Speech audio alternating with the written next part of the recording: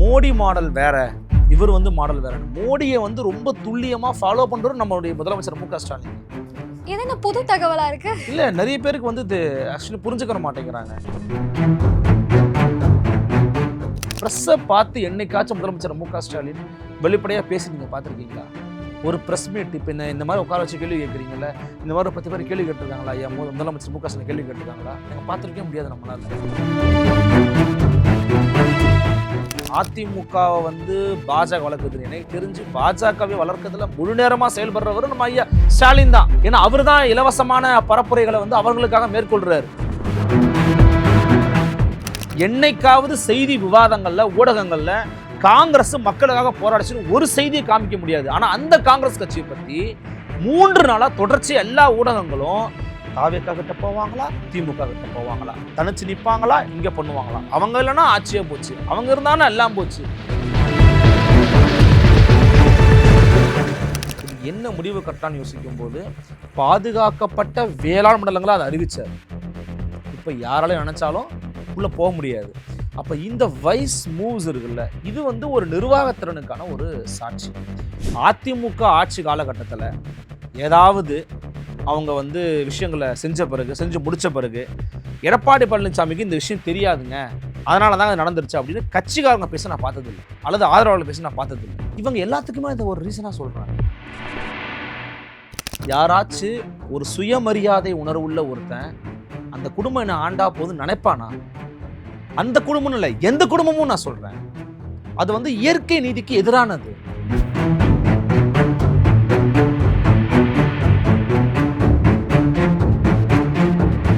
பேசு தமிழா பேசு நேயர்களுக்கு வணக்கம்.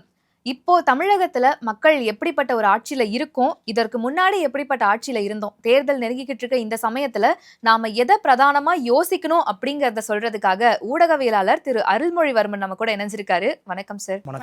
எப்படி இருக்கீங்க சார்? ரொம்ப நன்றி, நலமா இருக்கேன். நீங்க எப்படி இருக்கீங்க? நல்லா இருக்கும் சார். சார், இப்போ திராவிட மாடல் ஆட்சி எப்படி போயிட்டு இருக்குன்றத நம்ம பார்த்துட்டு தான் இருக்கோம். நிறைய பேர், அதாவது திமுக நிர்வாகிகள் சொல்லக்கூடியது என்ன அப்படின்னா, சிறப்பான ஆட்சி போயிட்டு இருக்கு. இதோ இன்னைக்கு கூட முதல்வர் திருமண மாளிகை திறந்து வச்சிருக்காரு. தமிழ்நாட்டுல 1000 பிரச்சனை இருந்தாலும் முதல்வர் திருமண மாளிகை தான் இப்ப முக்கியம். அப்படி உங்களுக்கு கிடைக்குதுன்னா அது சிறந்த ஆட்சி தான் அப்படின்னு பேசுறாங்களே, என்ன நினைக்கிறீங்க சார் இதை பத்தி? இல்ல, நீங்க சொன்ன மாதிரி திமுக நிர்வாகிகள் வேற என்ன சொல்லுவாங்க? ஒரு அவலமான ஆட்சி, ஒரு துயரமான ஆட்சி, சொன்ன வாக்குறுதிகள் நிறைவேற்ற முடியாத ஒரு ஆட்சின்னு சொல்லுவாங்களா? சொல்ல மாட்டாங்க. இப்போ திமுக நிர்வாகிகள் சொல்றதை வந்து நம்ம வந்து பெருசுப்படுத்தவோ அல்லது அதுதான் மக்களுடைய பிரதானமான கருத்துனோ நம்ம முன்வைக்க வேண்டிய அவசியம் கிடையாது. இப்போ நம்மளாம் வந்து ஒரு ஊடக பணியை செஞ்சுக்கிட்டு இருக்கோம். ஊடகத்தில் எதிர்க்கட்சியாக இயங்கணும் அப்படிங்கிறதான் அடிப்படை கூறா நான் வந்து பார்க்குறேன். அப்படி பார்க்கும்போது இன்னைக்கு 2026 தேர்தல் நெருக்கத்தில் நம்ம இருக்கிறோம். அப்போ இந்த ஆட்சி வந்து எப்போதுமே எந்த ஆட்சியாக இருக்கட்டும், அது வந்து அதிமுக ஆட்சியாக இருக்கட்டும் அல்லது திமுக ஆட்சியாக இருக்கட்டும், ஒரு ஆட்சி முடிகிற தருவாயில் தவறுகள் நடக்கக்கூடாது, சரியான விஷயங்கள் நடக்கணும், ரொம்ப நெகட்டிவாக போயிடக்கூடாதுங்கிறத ரொம்ப கவனமாக இருப்பாங்க. எனக்கு ரொம்ப ஆச்சரியமான விஷயம் என்ன அப்படின்னா, இந்த ஆட்சியில் தவறு என்ன இருந்தாலும் பரவாயில்ல, நம்ம வேலையை, எலெக்ஷன் ப்ரொபகண்டா வேலையை தொடர்ச்சியாக பண்ணுவோம் அப்படிங்கிறாங்க. இப்போது வெல்லும் தமிழ் பெண்கள் நடந்துச்சு இல்லையா? வெல்லும் தமிழ் பெண்களுங்கிறது ஒரு அரசு நிகழ்ச்சி. அந்த அரசு நிகழ்ச்சி வந்து ஒரு எலெக்ஷன் ப்ரொபகண்டா ப்ரோக்ராம் என்ன கேட்டிங்கன்னா, இப்போ அண்மையில் நடைபெற்ற இன்னொரு நிகழ்ச்சி கனவு மெய்ப்பட வேண்டும், அது ஒரு அரசு நிகழ்ச்சியாக அவங்க கொண்டு வந்து அதை வந்து ஒரு எலெக்ஷனுக்கான ஒரு தேர்தல் பரப்புரைக்கான ஒரு திட்டமாக மாற்றிக்கிட்டாங்க.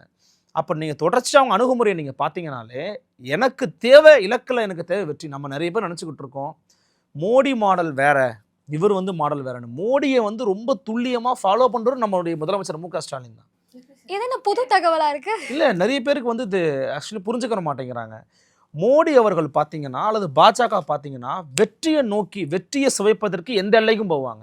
எவ்வளோ எக்ஸ்ட்ரீமுக்கு போனாலும் அங்கே ஜெயிச்சிட்டாங்கப்பா பிஜேபி அப்படிங்கிற நல்ல விஷயத்த நிலைநாட்ட முயற்சி பண்ணுவாங்க. சார், அதுக்காக வந்து அவங்க ஆட்சி பண்ற இடங்கள்ல இந்த மாதிரி தவறுகள் அதிகமா நடக்குதா? இவங்க வந்து ஒரு விளம்பரத்துக்காக செயல்படுறாங்கன்னு கேட்டா பாஜக பொறுத்தவரை அந்த மாதிரி இருக்காது. பாஜகவோட ஆட்சி முறையை பற்றி நான் கேட்கல, ஆட்சி முறையை பற்றி நான் பேசல. மோடியோட அணுகுமுறை டுவர்ட்ஸ் பீப்புளாக இருக்கட்டும் அல்லது டுவர்ட்ஸ் ப்ரெஸ்ஸாக இருக்கட்டும், இப்படி அவருடைய சில விஷயங்களை இவர் கொஞ்சம் ஃபாலோ பண்ணுறாரு. ரொம்ப ஸ்ட்ரிக்டாக இருக்கிறது. ப்ரெஸ்ஸை பார்த்து என்னைக்காச்சும் முதலமைச்சர் மு க ஸ்டாலின் வெளிப்படையாக பேசி நீங்கள் பார்த்துருக்கீங்களா? ஒரு ப்ரெஸ் மீட் இப்போ இந்த மாதிரி உட்கார வச்சு கேள்வி கேட்குறீங்களா, இந்த மாதிரி 10 பேர் கேள்வி கேட்டிருக்காங்களா, ஐயா முதலமைச்சர் மு க ஸ்டாலின் கேள்வி கேட்டிருக்காங்களா? நீங்கள் பார்த்துருக்கவே முடியாது நம்மளால். அப்போது இந்த ஆட்சி முறை வரைக்கும் நம்ம கரெக்டாக நம்ம திரும்ப பாயிண்ட்டுக்கு வரணும்னா, இவங்க தேர்தல் பரப்புரைக்கான வேலையை ஆரம்பிச்சிட்டாங்க. அது அரசுடைய செலவில் கட்சி நிர்வாகிகளை மீட் பண்ணிக்கிட்டு இருக்காங்க. மக்களை மீட் பண்ணுறாங்களா? இப்போ எதிர்க்கட்சின்னு பாருங்களேன். இப்போ எடப்பாடி பழனிசாமி எடுத்துக்கோங்க. ஒரு 180 தொகுதியை கிராஸ் பண்ணி பரப்புரையை முடிச்சிட்டாரு. 2வது சுற்று போய்கிட்டு இருக்காரு. சீமான் எடுத்துக்கோங்க. அவருடைய ஸ்டைல் ஆஃப் ப்ரொபகண்டாவை பண்ணிக்கிட்டு இருக்காரு. மற்றவங்க எடுத்துக்கோங்க. இப்போ விஜய் கஷ்டம். அவர் நிர்வாகிகளை மீட் பண்ணுறதுக்கே வெளில வர மாட்டேங்கிறாரு. அவரை பற்றி பேசி பலன் இல்லை. அப்போ ஒருத்தரும் மக்களை மீட் பண்ணணுங்கிறதான் பிரதானமான நோக்கமாக இருக்க முடியும். ஆனால் இவர் கட்சி நிர்வாகிகளை மீட் பண்ணிக்கிட்டு இருக்காரு. ஏன் அப்படின்னா வாக்குகள் ஆன்டி இன்கம்பன்சியால் சிதறப்போகுதுன்னு அவருக்கு தெரியுது. என்னதான் நம்ம சொன்னாலும் முதலமைச்சர் மு.க. ஸ்டாலின் ஒரு பழந்துன்னு கொட்டப்பட்ட ஒரு அரசியல்வாதி. அவருக்கு தெரியும் என்ன நடக்க போகுது அப்படின்னு. அதனால தான் என்ன பண்ணுறாரு, ஒரு விஷயத்தில் விஜய் நம்ம பாராட்டணும். அறிவாலயம் பக்கம் போனாலே நாளைக்கு நீங்கள் போங்க, கருப்பு சேப்ப துண்டு தூக்கி போட்டு உள்ள தூக்கி போட்டுருவார். இல்லை நீங்கள் ஒரு கட்சி ஆரம்பித்து லெட்டர் பேடை வச்சு நீங்கள் 2-3 பேர் இருக்கீங்க, ஒரு 10 பேர் அந்த பக்கம் போங்க, தலைவரை நான் கட்சி வச்சிருக்கிறோன்னு வாமா சீட்டு கொடுத்தாலும் வாய்ப்பு இல்லை. ஆச்சரியப்படுறதுக்கு இல்லை. அதனாலதான் இந்த தேர்தலுக்கு 23 கட்சிகளை கூட்டணிக்கு நினைக்கிறாங்க. ஆமா, நீங்க ரெண்டு விஷயம் இருக்குமா. ஒரு பொருள் தன் கணத்தாலேயே தன்னை இழக்க ஆரம்பிக்கும். ஒரு மேடையிலன்னு வச்சிருந்தீங்கன்னா அந்த மேடையில ஒரு சில வெயிட்டு மட்டும் தான் இருக்க முடியும். அதுக்கு மேல போட்டீங்கன்னா என்ன ஆகும்? அந்த வெயிட்டு, அந்த மேடை என்ன ஆகும்? செறிஞ்சுதான் கீழே விழுகும்.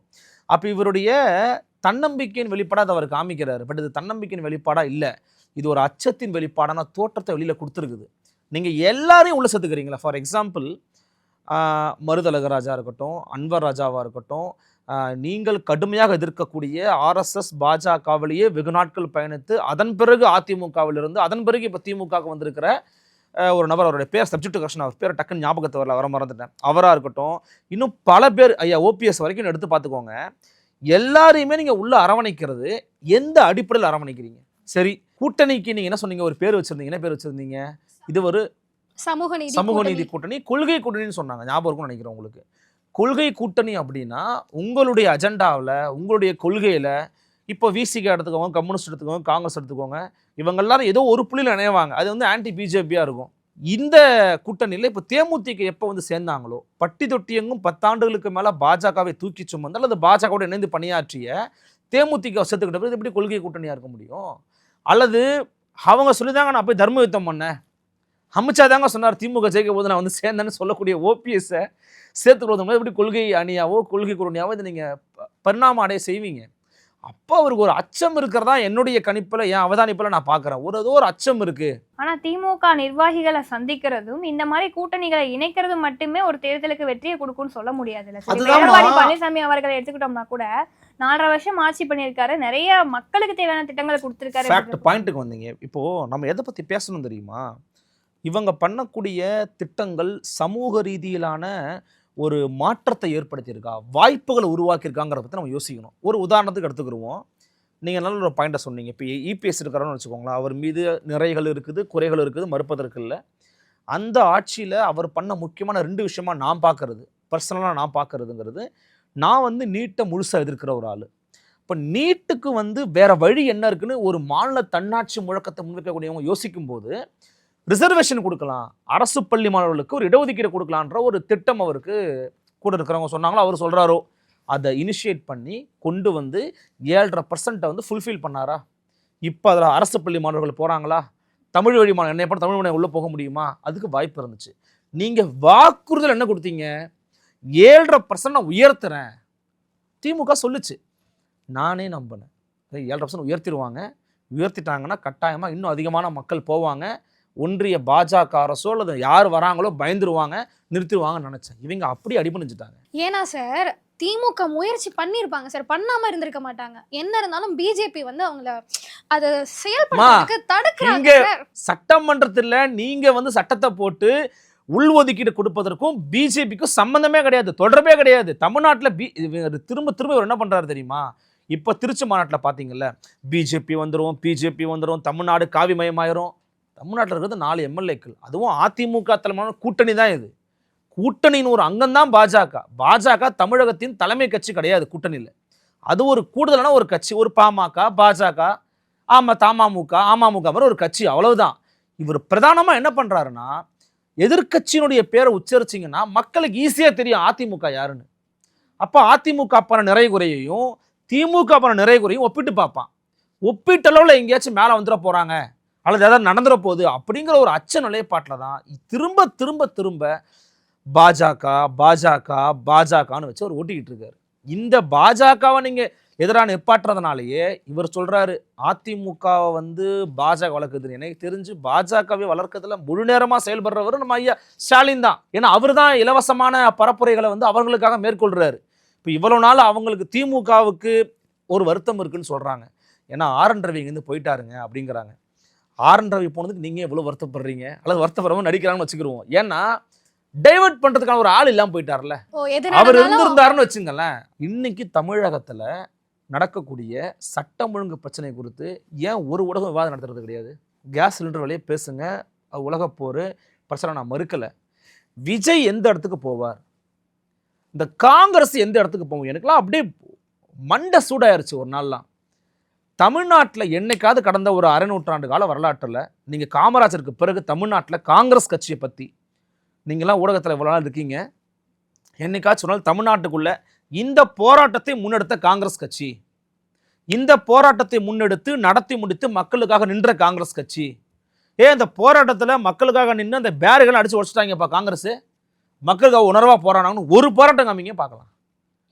என்னைக்காவது செய்தி விவாதங்களில் ஊடகங்களில் காங்கிரஸ் மக்களுக்காக போராடிச்சுன்னு ஒரு செய்தியை காமிக்க முடியாது. ஆனால் அந்த காங்கிரஸ் கட்சியை பற்றி 3 நாளாக தொடர்ச்சி எல்லா ஊடகங்களும் தாவேக்கா கிட்ட போவாங்களா, திமுக கிட்ட போவாங்களா, தனிச்சு நிற்பாங்களா, இங்கே பண்ணுவாங்களா, அவங்க இல்லைன்னா ஆட்சியே போச்சு, அவங்க இருந்தானா எல்லாம் போச்சு. என்ன நடக்குது தமிழ்நாட்டில்? அவங்க கூட்டணி வச்சாலும் வெக்காட்டியும் மக்களுக்கு 10 பைசாக்கு பிரயோஜனம் கிடையாது. என்ன பண்ணிருக்கு காங்கிரஸ் கட்சி? எனக்காக எதுக்கு நின்றுருக்கு? மேகதாதுல கட்டிட்டு இருக்கான், நிற்குமா? முல்லைப்பெரியாறில் தண்ணி இதில் நிற்குமா? என்னைக்கு நின்றுருக்கு காங்கிரஸ் எனக்கு? அப்போது இவங்களை பற்றி செய்தி போடுறதை விட, இதுக்கு உழைப்படுக்கிறத விட, இதுக்கு மெனக்கட்டுறதை திமுக பார்க்குதே தவிர மக்கள் பிரச்சனையை நான் அட்ரஸ் பண்ணுறேங்க. ஏங்க, பட்டியலின மக்களுடைய பிரதானமான ஒரு சாய்ஸாக திமுக இருந்திருக்கிறாங்க இது வரைக்கும். இந்த ஆட்சி அமைந்த பிறகு ஆணவ படுகொலைக்கு எதிராக தனிச்சட்டம் இயற்றப்படும்னு வாக்குறுதியில் சொன்ன திமுக கழகம் ஆட்சிக்கு வந்த பிறகு சொந்த கட்சியில் பல பேர், பல்லாவரம் எம்எல்ஏ கருணாநிதி மாட்டினார். அப்புறம் அது விஷயம் வேறு மாதிரி போச்சு. தொடர்ச்சியாக வேங்கவேல் விவகாரமாக இருக்கட்டும், இன்னும் பல விவகாரங்கள். இப்போ மானாமதுரையில் ஒரு லாக்அப் டெத்து, தம்பி ஒருத்தனை பார்த்தோம், அஜித்குமார். திருப்பி இப்போ ஒரு கஷல் டச் நடந்திருக்குது. ஆகாஷ் அப்படிங்கிற ஒரு பையனை சொல்கிறாங்க. நம்ம சொல்கிறத கூட விடுங்க, ஜனநாயக சக்திகளாக அறியப்படக்கூடிய பா ரஞ்சித் போன்றவர் பட்டியலின மக்களுக்கு எதிரான அரசாங்கத்தான் இருக்குங்கிறாரு. பல பேர் இதை பதிவு பண்ணுறாங்க. அப்போ அரசாங்கத்துக்கு வெற்றி அப்படிங்கிற நோக்கத்துக்காக எல்லா விதமான தவறுகளையும் மறைக்கிறது. என்னைக்காச்சும் தமிழ்நாட்டில் டிஜிபி இல்லாமல் இருந்திருக்குதாமா? இப்போ இருக்கே சார். கரெக்டாக சொல்லிட்டீங்க. அப்போ இந்த திமுக ஏன் அதை அனுமதிக்குது? ஏன் உங்களால் டிஜிபியை போட முடியல? நிறைய பேர் நினைக்கிறாங்க டிஜிபி போடாததுக்கும் எதுக்கு என்ன சார் சம்மந்தம்? சம்மந்தம் இருக்குது. உங்களுக்கு ஒரு ஹையர் அஃபிஷியல்னு ஒருத்தர் இல்லைன்னு வச்சுக்கோங்களேன். இன்னொன்று, இன்றைக்கி பொறுப்பு டிஜிபியாக இருக்கிறவருடைய அனுபவம் என்ன, போடாமல் இன்னும் இருக்காங்க பார்த்தீங்களா, அவங்க அனுபவம் என்னன்னு நீங்கள் ஒப்பிட பார்த்தாலே தெரியும். அதுக்குள்ளே இருக்க ஒரு இன்டர்னல் பாலிடிக்ஸ் இருக்குது. அந்த பாலிடிக்ஸை தாண்டி வேலை பார்க்குறவன் நம்ம எதுக்கு இதை கண்டுக்கிட்டு, நம்ம எதுக்கு இதில் போய்கிட்டு இப்படி இருக்கிறதுனால தான் சிபிஐ வந்து கொடுத்துருக்குறாங்க. அவங்களுடைய ஃபைலை ரிப்போர்ட்டை கொடுத்துருக்குறாங்க. அஜித் குமாரோடைய படுகொலை விவகாரத்தில் அந்த தெஃப்ட் கேஸே இல்லைன்னு அந்த ஃபைலை க்ளோஸ் பண்ணிட்டாங்கம்மா. அப்போ அந்த நிக்கிதாங்கிற பெண்மணி யாருடைய அழுத்தத்தில் அந்த வேலையை பார்த்தாங்க, அல்லது அவங்க யாருக்கு அழுத்தம் கொடுத்தாங்க? எதுக்குற அடிச்சே கொண்டீங்க ஒரு பையனை? சரி, இவ்வளோ விஷயங்கள் சொல்கிறீங்க, திமுக ஆட்சியில் இவ்வளோ விஷயங்கள் நடந்திருக்கு அப்படின்றப்போ, ஆளுங்கட்சியாக அவங்க வந்து நிறைய விஷயங்கள் செய்ய தவறியிருந்தாலும் மறைக்க முயற்சி பண்ணியிருந்தாலும் எதிர்கட்சியாக இருக்கும் போது அவங்க எப்படி செயல்பட்டிருப்பாங்க அப்படின்ற ஒரு விஷயம் இருக்குது. எப்போதுமே நான் சொல்கிறேனே, திமுக வந்து ஒரு மிகச்சிறந்த எதிர்க்கட்சி. நீங்கள் வந்து சட்டையை கழிச்சுப்பாங்க, ரோட்டில் இறங்குவாங்க, ஒரு இடத்துக்கு போய் உட்காந்து நான் வந்து உங்களுக்கு பண்ணுறோமா அப்படின்னுவாங்க, எல்லா வேலையும் பண்ணுவாங்க. ஆட்சிக்கு வந்த பிறகு கூவத்தில் இறங்கினா கூட கண்டுக்க மாட்டாங்க. கூவத்தில் இறங்கி போராட்டம் பண்ணாங்க. தூய்மை பணியாளர்கள் செத்தே போனாங்க. ஏன் உங்களுக்கு அப்பெல்லாம் செவிமடுக்கல சார்? அது மட்டும் இல்லை சார், மாநகராட்சி பள்ளியில் மதிய உணவுல பள்ளி விழுந்தாலும் எங்களுக்கு பிரச்சனை இல்லை. ஸ்டேஜில் நாங்கள் சாம்பார் சாதத்துக்கு எப்படி மார்க்கெட்டிங் பண்ணோம்? அதுதானே சார் தேவை. அது கூட பரவாயில்ல. அவங்க வந்து பள்ளியில் பள்ளி இருக்கிறது சாதாரண தானே கவிதை கூட எழுதுவாங்க. Creativity sir. அந்த அளவுக்கு வந்து அதாவது இந்த ஆட்சியில் வந்து நமக்கு இருக்கிற பிரச்சனை என்னென்னா, மற்றவங்களுக்கும் இவங்களுக்கும் இருக்கிற ஒரு வேறுபாடு இருக்குது. இவங்க வந்து ஒரு பிழை நடந்துச்சுன்னா, ஆமாங்க அந்த பிழை நடந்து அக்செப்ட் பண்ணிக்கிறோம், நம்ம கடந்து அதை திருத்திக்கிட்டு மாற்றுவோங்கிற நிலைமைக்கு வரமாட்டாங்க. இது வந்து இவருக்கு தெரியாமல் நடந்துருச்சு சார். அவர் அப்படி இல்லை சார். என்னைக்காச்சு தமிழ்நாட்டு வரலாற்றில் என்னைக்காச்சு டிஎன்பிஎஸ்சி எக்ஸாமு ஒரே ஆட்சியில் 2 முறைக்கு மேலே பிழை நடந்தால் நீங்கள் வரலாறு பார்த்துருக்கவே முடியாது. ஆனால் இந்த ஆட்சி நடந்துச்சு. சார் அப்படி இருந்தும் ஒரு சிலர் சப்போர்ட் பண்ண தானே சார் செய்றாங்க. இப்போ நமக்கே தெரியுது இதெல்லாம் இவ்வளவு தப்பு அப்படின்னு. இருந்தாலுமே இங்க வந்து ஒரு 2.5 வயசு குழந்தைய ஒரு திமுக நிர்வாகி பாலியல் பலாத்காரம் பண்ணி கொல்றாரு. அத பத்தி பேசுறதுக்கு இங்க நிறைய பேருக்கு வாய் வரல. ஆனா இயக்குனர் அமீர் அவர்கள் வந்து விஜய் அவர்களோட விவகாரத்தை பத்தி ஸ்டேட்டஸ் போட்டிருந்தாரு. உன் குடும்பத்தையே உன்னால பார்க்க முடியல, நீ எப்படி மக்களை பாப்ப அப்படிங்கிற மாதிரி ஸ்டேட்டஸ் போட்டிருக்காருல. நாட்டுக்கு எது சார் முக்கியம்? இது முக்கியமா அது முக்கியமா? இல்லை, அதாவது நீங்கள் ஒன்று புரிஞ்சுக்கோங்க. நீங்கள் இதை பற்றி பேசுகிறேன்னு சொல்கிறீங்களே, இதை பண்ணுறது யாருன்னா ஊடகங்கள் பண்ணுறாங்க. திமுகவின் கைப்பிடிக்குள்ள பெரும்பாலான ஊடகங்கள் இன்றைக்கி சிக்கியிருக்கிறாங்க, அல்லது ஊடகங்களுடைய பெரும்பாலான அறியப்பட்ட முகங்கள் சிக்கியிருக்கிறாங்க, அல்லது இருக்காங்க, உடனே இருக்கிறாங்க.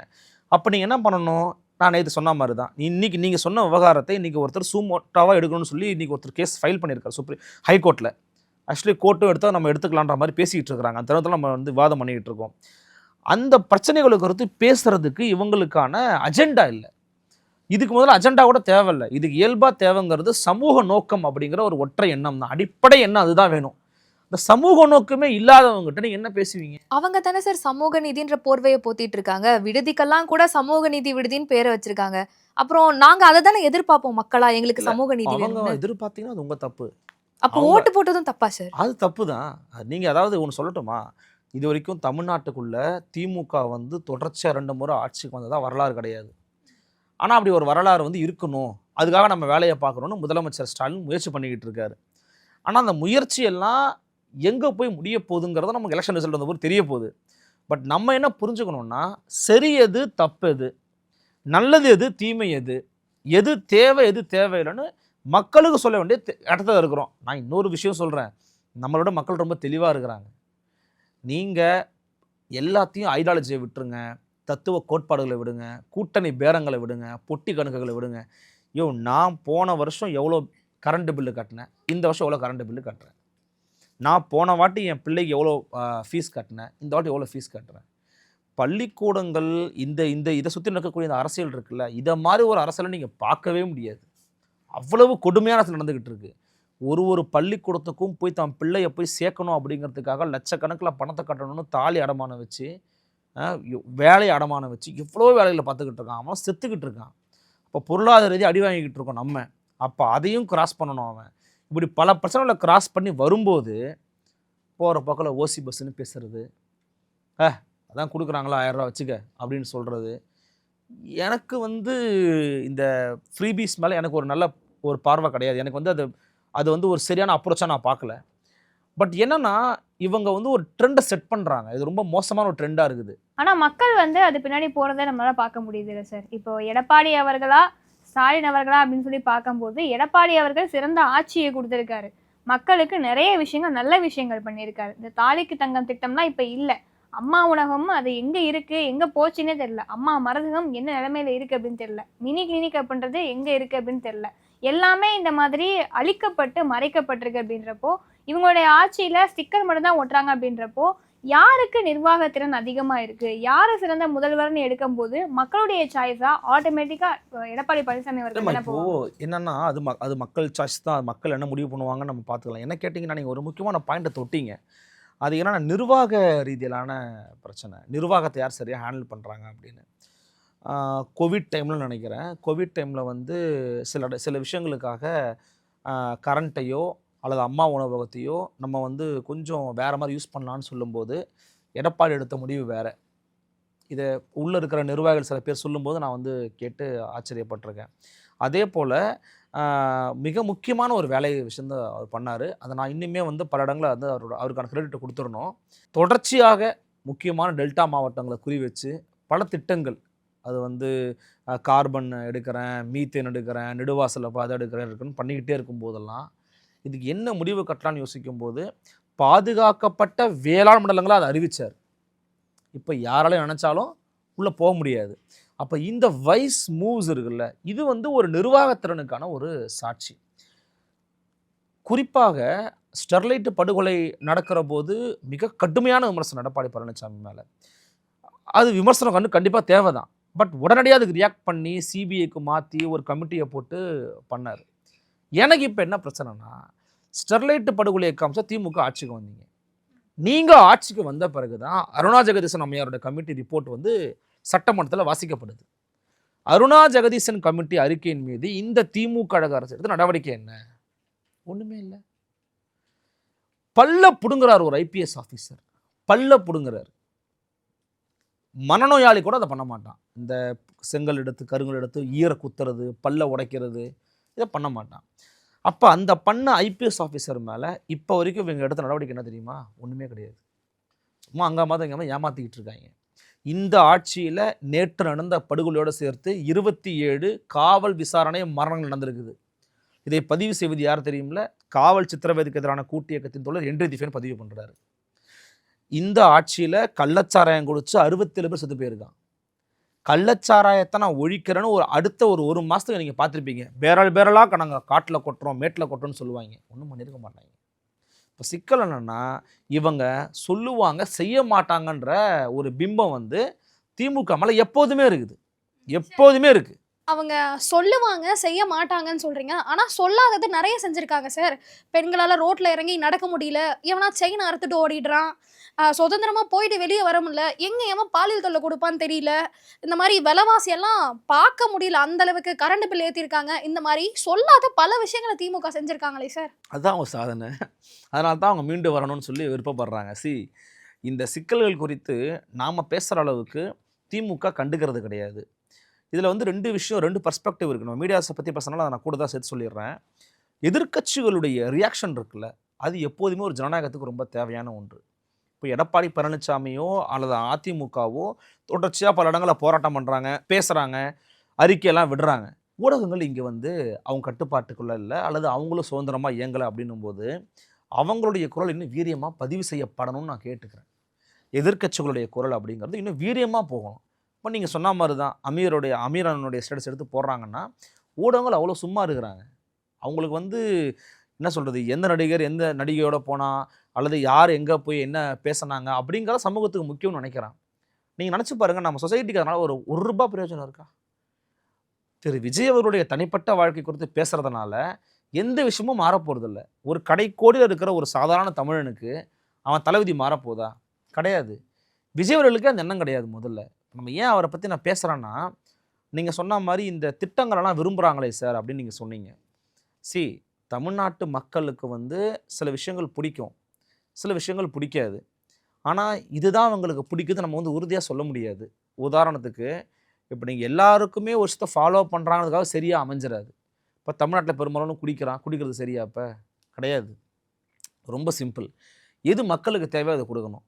இப்போ அவர் என்ன சொன்னாருன்னா, 1 பவுன் தங்கம் கொடுப்பேன் அப்படிங்கிறாரு. யார்? திரு விஜய் அவர்கள் சொல்கிறாரு.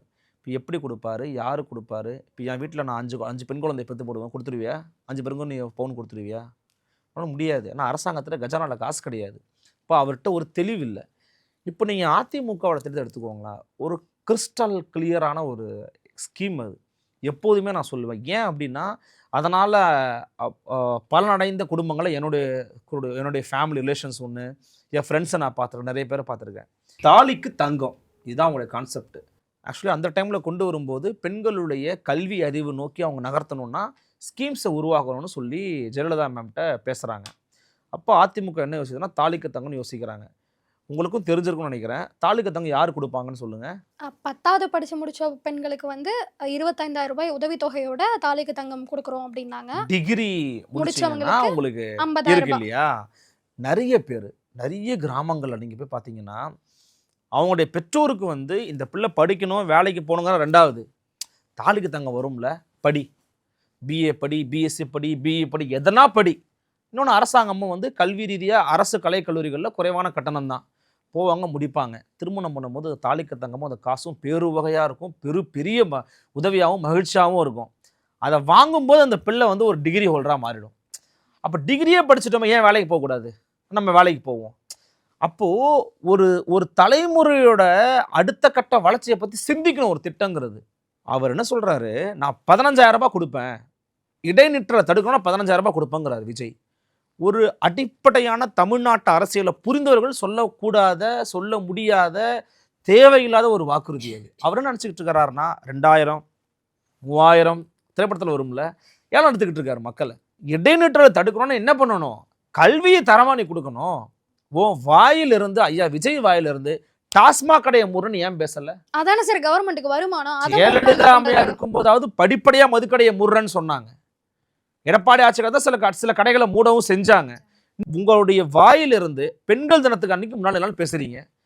உங்க மனசாட்சியை தொட்டு சொல்லுங்க, பெண்களுக்கு இருக்கிற பிரதானமான கோரிக்கையில மதுவிலக்கு ஒண்ணா இல்லையா? ஏன் உங்களால அதை வாயை திறந்து பேச முடியல? அதனால தாலி அறுத்து, அதனால அப்பங்காரன் குடிச்சிட்டு வந்து அடிச்சு, அண்ணங்காரன் குடிச்சிட்டு வந்து அடிச்சு, தம்பிகாரன் அடிச்சு, தன்னுடைய கல்வியை படிக்க முடியாத சூழல் இருக்கிறவன் தான் இடைநிற்றல் ஜாஸ்தி.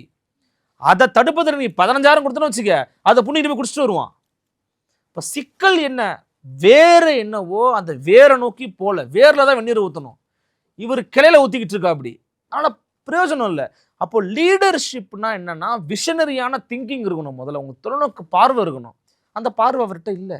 இல்லாததான் இப்போ பிரச்சனை. அப்போ அதனால தான் கம்பேரிட்டிவ்லி எண்ட் ஆஃப் த டே வந்து பார்த்தீங்கன்னா ஒரு எதிர்கட்சி வரிசையில் அதிமுக ஒரு பலமான ஒரு கட்சியாக இருக்கிறாங்க, திமுக ஒரு ஆளுங்கட்சியாக இருக்கிறாங்க. அங்கே தான் போய் நிற்கிது.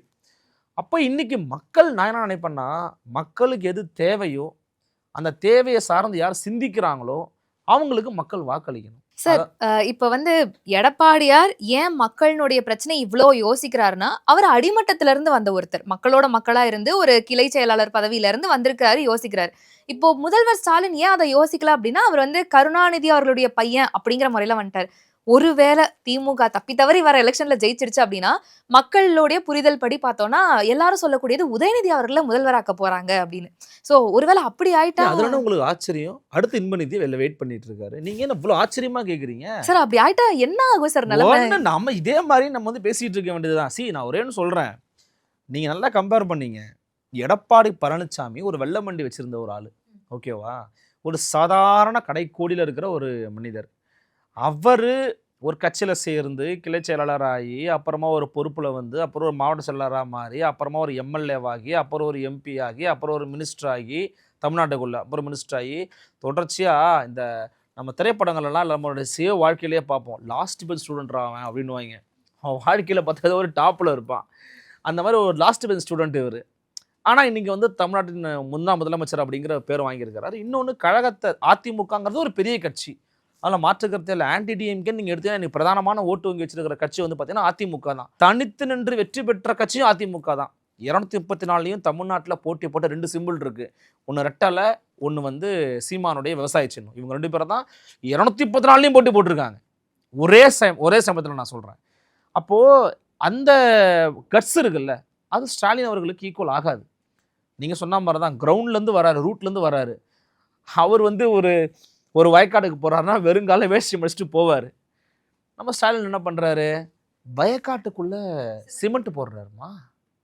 நீங்கள் உலகத்தில் எங்கேயாவது பார்த்துருக்கீங்களா? வயக்காட்டுக்குள்ளே சிமெண்ட் போட்டு நடக்கிறாரு.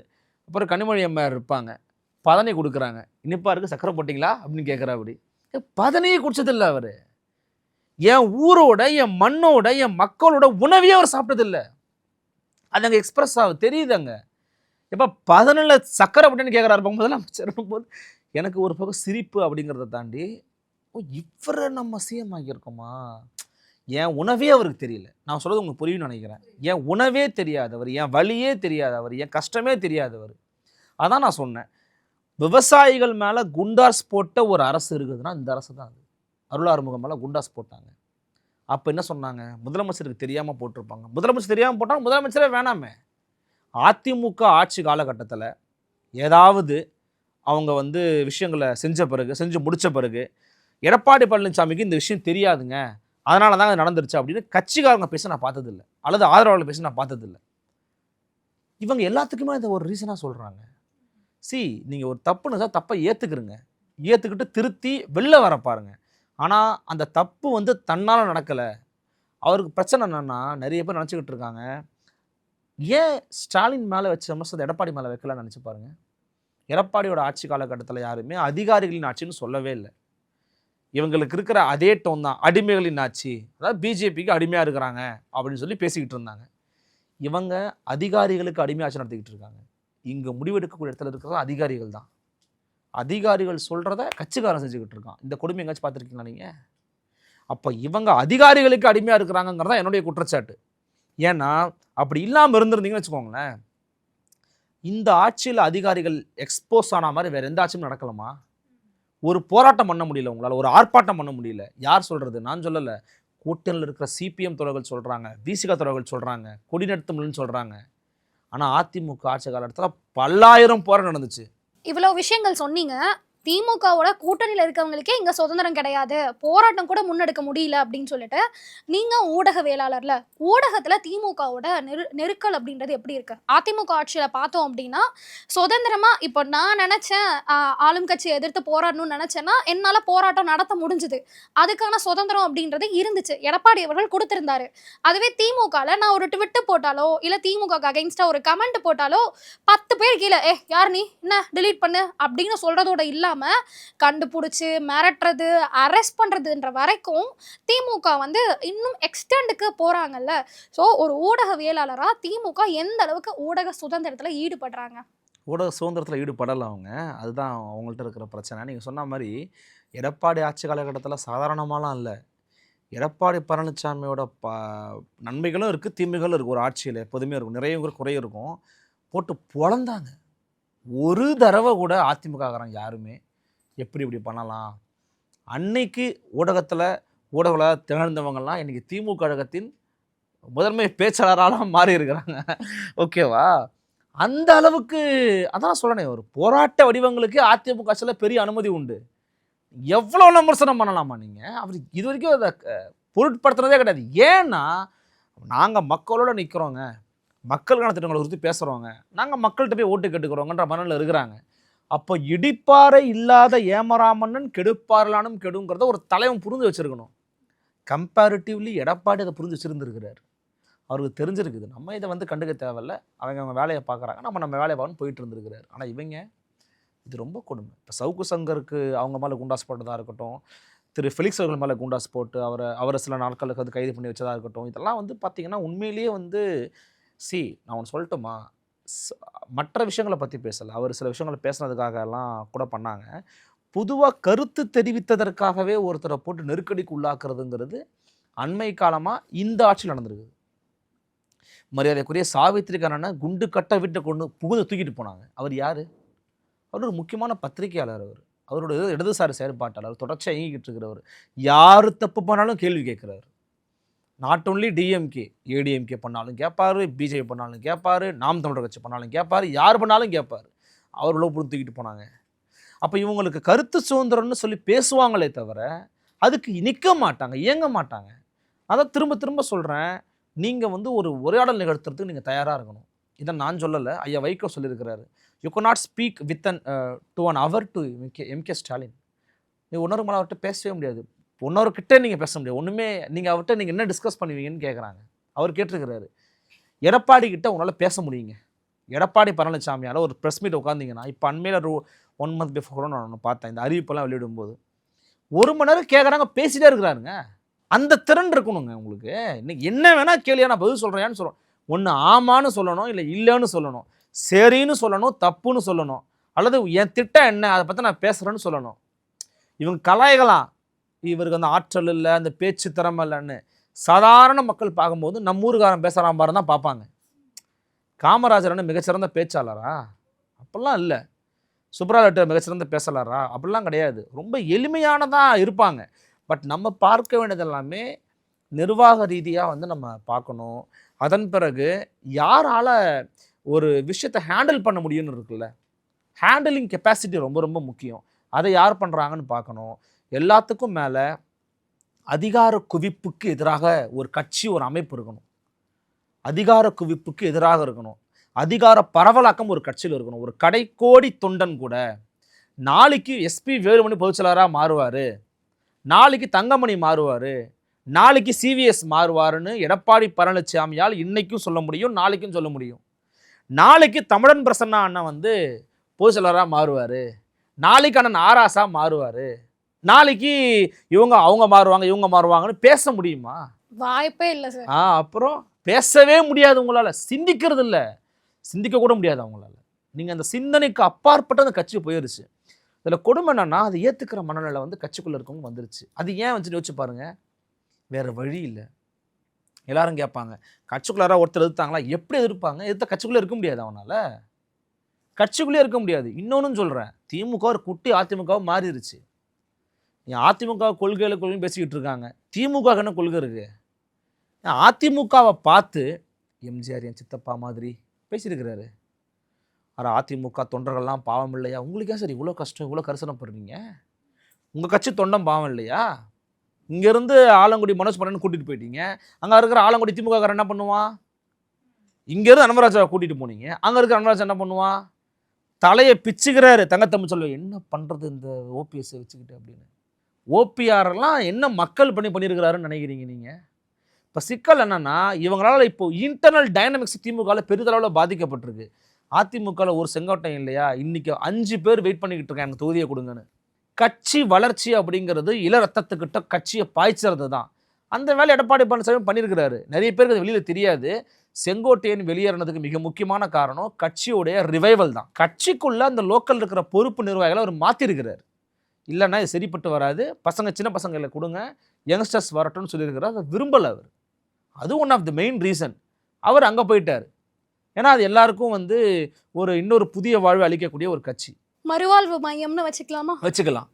நாதில் சம்பத் ஐயாவுக்கு ஒரு மறுவாழ்வு மையம், அண்ணன் செங்கோட்டையனுக்கு ஒரு மறுவாழ்வு மையம், அது மாதிரி பல பேருக்கு அது ஒரு மறுவாழ்வு மையமாக இருக்குது. அதை பற்றி பேசுறதுக்கு நம்ம டைம் வேஸ்ட் தான் நமக்கு. ஆனால் இந்த கட்சியை நீங்கள் பார்த்துக்கோங்க, இன்டர்னல் டைனமிக்ஸ் திமுகவெல்லாம் பாதிக்கப்படும். அதான் சொல்கிறேன், ஒரு குட்டி அதிமுகன்னு. இதை நான் சொல்லலை, திமுககாரன் பல பேர் கடுப்பில் இருக்கிறான் தெரியுமா? ஏங்க, நாம் தமிழர் கட்சியில் தொடர்ச்சியாக பரப்புரை செஞ்சு திமுகவை இதுக்கு பிறகு வர நாம் தமிழர் கட்சியோட கேட்டால கூட பேச முடியாத அளவுக்கு பேசவர் அண்ணன் ராஜீவ்காந்தி. அவர் என்ன பொறுப்பில் இருக்கிறார் தெரியுமா? திமுகவோட மாணவரணி செயலாளருங்கிற ஒரு மிக முக்கியமான ஒரு பதவி. நாளைக்கு இளைஞரணி, நாளைக்கு எனக்கு ஆசை அண்ணா அப்படிலாம் வளரணும்னு வந்தாருன்னா மகிழ்ச்சி தான். இப்போது அப்படி வேற்று கட்சி தான் வந்தவங்களுக்கு ஒரு இவ்வளவு பெரிய முக்கியத்துவமான ஒரு பொறுப்பு. KKSSR யார்? முத்துசாமி யார்? செந்தில் பாலாஜி யார்? இந்த மாதிரி வரிசையாக அடிக்கிட்டு போகலாம். ஏவா வேலு யார்? சேகர் பாபு யார்?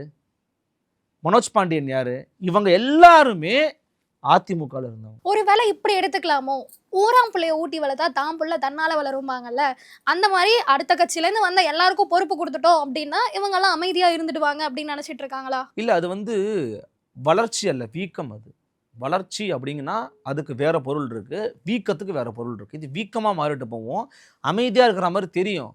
ஒரு நாள் வெடிக்கும் போது நீங்கள் பேசவே முடியாத அளவுக்கு ஒரு சவுண்டு கேட்கும். ஆனால் இன்னுமே திமுகவில் இருக்கக்கூடிய தொண்டர்களை இவங்கெல்லாம் அடிமைங்கன்னு சொல்கிறாங்க. ஆனால் ஒருத்தர் நான் அடிமை இல்லைங்க, கொத்தடிமை அப்படின்னு அவரே பேசுகிறாரே. பாவம். அதாவது நான் சொல்லட்டுமா, என்னை கேட்டிங்கன்னா நான் ரொம்ப திமுகவுடைய உறுப்பினர்களை நீங்கள் ரொம்ப பாவமாக தான் பார்க்கணும். நீங்கள் யோசிச்சு பாருங்கள், ஒரு ஃபேமிலி ட்ரீ கீழே ஒரு பார்ட்டி ஸ்ட்ரக்சர் வந்துருச்சு, அவன் அக்செப்ட் பண்ணுவானா? பை நேச்சர் அக்செப்ட் பண்ணுவானா? யாராச்சும் ஒரு சுயமரியாதை உணர்வுள்ள ஒருத்தன் அந்த குடும்பம் என்ன ஆண்டா போதுன்னு நினைப்பானா? அந்த குடும்பம் இல்லை, எந்த குடும்பமும் நான் சொல்கிறேன், அது இயற்கை நீதிக்கு எதிரானது. தமிழ்நாடுன்ற மாநிலம் அப்படி இருந்ததும் கிடையாது. நீங்கள் அப்படி ஒரு ஸ்ட்ரக்சரை உருவாக்குறீங்கன்னா அது எப்படி ஒருத்தர் தன்னியல்பாக ஏற்றுப்பான்? அவன் தன்னியல்பாக ஏற்றுக்கல. நீங்கள் ஆன் கேமரா வச்சுட்டு கேட்டிருப்பீங்க, அவர் சொல்லியிருப்பா. அப்படி ஆஃப் கேமரா, ஏம்மா இந்த மாதிரிலாம் கேள்வி கேட்டேன்னு இப்படி பண்ணுற, குடும்பம்லாம் பார்த்துக்கிட்டு இருக்கமா அப்படிலாம் கேட்காதமான்னு கூட சொல்லியிருப்பார் உங்கள்கிட்ட. நீங்கள் கேட்க மிஸ் பண்ணியிருப்பீங்க. ஆனால் ஒரு எம்எல்ஏ உதயநிதி அவர்களை விட வயசில் ரொம்ப பெரிய எம்எல்ஏ பொது மேடையில் உதயநிதி காலில் விழுறாரே, அந்த அளவுக்கு திமுக ஆட்கள் இன்னும் இருக்காங்கல்ல. அதிகார வெறி தான். இப்போ ஓபிஎஸ் இருக்கிறது என்ன? பதவி வெறி. பதவி வெறியும் அதிகார வெறியும் உங்களுடைய கண்களை மறைக்கும். அந்த மமதை உங்களுக்கு எல்லாத்தவிட ஒரு பெரிய போதையை கொடுத்துரும். இப்போ அதிகார போதையும் பதவி போதையும் பண போதையும் தொடர்ச்சியாக இருக்குன்னு நினைக்கிறவன் அதை கண்டினியூ பண்ணுவான். அவங்க அதுக்காக ஒரு விஷயத்தை எடுத்துப்பாங்க. என்னென்னா ஒரு ஐடியாலஜி, ஒரு தத்துவம் கோட் பண்ணி எடுத்துக்கிடுவாங்க. எனக்கு என்னென்னா அதில் இதுக்கு மேலே திமுகவில் நிற்க முடியாது. ஏற்கனவே அவங்க நிற்கலைங்கிறது வேற கதை, இதுக்கு மேலே நிற்க முடியாது. அப்போ அந்த சருக்களை நோக்கி அவங்க போய்கிட்டு இருக்காங்களோன்னு எனக்கு தோணுது. அண்மையில் ஒரு முக்கியமான ஜேர்னலிஸ்ட் பேசிகிட்டு இருக்கும்போது, அணைய போகிற வழக்கு ஜெகஜோதியாக எரியும் தம்பின்னாரு. மேபி நடக்கலாம் திமுகவுக்கு. அது எல்லாரும் ஒரு பக்கம் யாருமே அதிமுக கூட்டணிக்கு வரலன்னு சொல்லும்போது அடுத்தடுத்த எல்லாம் உள்ளே வந்தாங்க. அமமுக வந்தார், பாமக வந்துச்சு, மற்ற இதர கட்சிகளும் சேர்ந்துருக்கிறாங்க. ஒரு பக்கம் ஓடிட்டுருக்கு. அப்போது நீங்கள் ஒரு அளவுக்கு மேலே ஒரு விஷயத்தை நீங்கள் பண்ணாமல் இருக்குது உங்களுக்கு நல்லது. இன்னொன்று எடப்பாடி பண்ணுறதெல்லாம் நான் வந்து பர்செப்ஷன் வைஸ் ஒரு பார்வை அடிப்படையில் இவ்வளோ கட்சி வந்துருச்சுன்னு ஸ்டாலின் மேலே உங்களுக்கு ஒரு பார்வை இருக்கலாம். ஆனால் மக்களை போய் மீட் பண்ணுறது எடப்பாடி முந்தி நிற்கிறார். எல்லா தொகுதிக்கும் போயிருக்கிறாரு, பரப்புரை மேற்கொண்டிருக்கிறாரு, தன் கட்சி தொண்டர்களை தாண்டி மக்களை மீட் பண்ணியிருக்கிறாருல, அதில் ஒரு ஃப்ரண்ட் எண்டில் நிற்கிறாரு. இவங்க பர்செப்ஷனில் ஃப்ரண்ட் எண்டில் நிற்கலாம், பட் எது ஜெயிக்க போகுது அப்படிங்கிறத மக்கள் வந்து கட்டாயம் முடிவு பண்ணுவாங்க.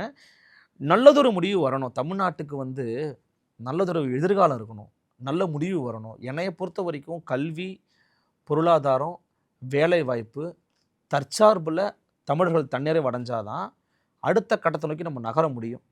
அதற்கான நபர்களை தேர்வு பண்ணுவோம். நிச்சயமா. ஏன்னா தமிழ்நாடு வந்து முன்னோக்கி போகணும், அதுக்கு நல்ல தலைவரால் மட்டும்தான் முடியும் முன்னோக்கி எடுத்து செல்றதுக்கு அப்படின்னு சொல்லியிருக்கீங்க. மக்கள் இந்த தேர்தலில் கண்டிப்பாக முடிவு பண்ணுவாங்க யார் அந்த தலைவர் அப்படின்றத. நீங்கள் ரொம்பவும் விளக்கி சொன்னீங்க. உங்கள் நேரத்துக்கு ரொம்ப நன்றி. மிக்க நன்றி. பேசு தமிழா பேசு ஊடகத்துக்கும் உங்களுக்கும் நெஞ்சார்ந்த நன்றிகள். உலக தமிழ் சொந்தங்களுக்கு வணக்கம். நான் ராஜவேல் நாகராஜன். பேசு தமிழா பேசு வலையொலியுடைய வளர்ச்சிக்கு நீங்களும் உறுதுணையாக இருக்கணும்னு நினச்சிங்கன்னா இந்த வீடியோடைய டிஸ்கிரிப்ஷனில் இருக்கக்கூடிய ரேசர் பே லிங்கை கிளிக் பண்ணுங்கள். அந்த லிங்க்கில் போயிட்டு உங்களுக்கு விருப்பமான தொகையை பேசு தமிழா பேசுவனுடைய வளர்ச்சிக்கு உங்களுடைய பங்களிப்பாக நீங்கள் கொடுக்கலாம். நன்றி, வணக்கம்.